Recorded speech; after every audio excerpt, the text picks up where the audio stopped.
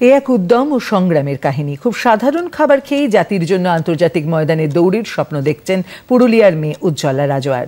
বঙ্গাবাড়ির মেয়ে উজ্জ্বলা পরপর ৩ বছর আন্তঃকলেজ রাজ্য ক্রীড়া প্রতিযোগিতায় সেরা অ্যাথলিটের সম্মান ছিনিয়ে নিয়েছে।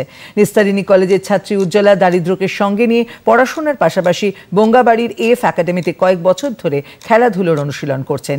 লক্ষ্য জাতীয় ও আন্তর্জাতিক স্তরে খেলতে নামা।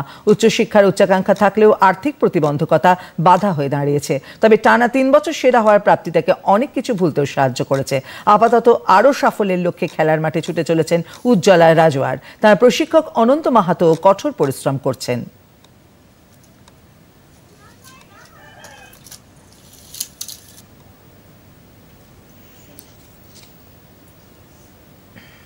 আর নিজের পায়ে দাঁড়াতে পারলে ভালো হয় একটুকু, তারপর কেউ যদি সাহায্য করে তাহলে ভালো হইতো, মানে নিজে আরো পরবর্তীকালে দৌড়াতে পারবো। তো খেলাধুলার সাথে যুক্ত থাকতে চাই, স্পোর্টসের সাথে। খুবই ভালো লাগছে যে পরপর 3 বছর চ্যাম্পিয়ন হলো। সাথে ইউনিভার্সিটি থেকে হয়েছিল গেমস, সেখানেও চ্যাম্পিয়ন হয়েছে। রাজ্য স্তরে প্রায় 3 বার অংশগ্রহণ করেছে, ন্যাশনাল অংশগ্রহণ করেছে, অনেকবার ম্যারাথনও ফার্স্ট হয়েছে। গ্রামের ছেলেমেয়েরা অনেকটা আগ্রহী হয়েছে, আর পাশাপাশি যে গ্রামগুলো হচ্ছে ওখান থেকে অনেক ছেলেমেয়ে আগ্রহী হয়েছে, মাঠমুখী হচ্ছেন, দেখে ভালো লাগছে।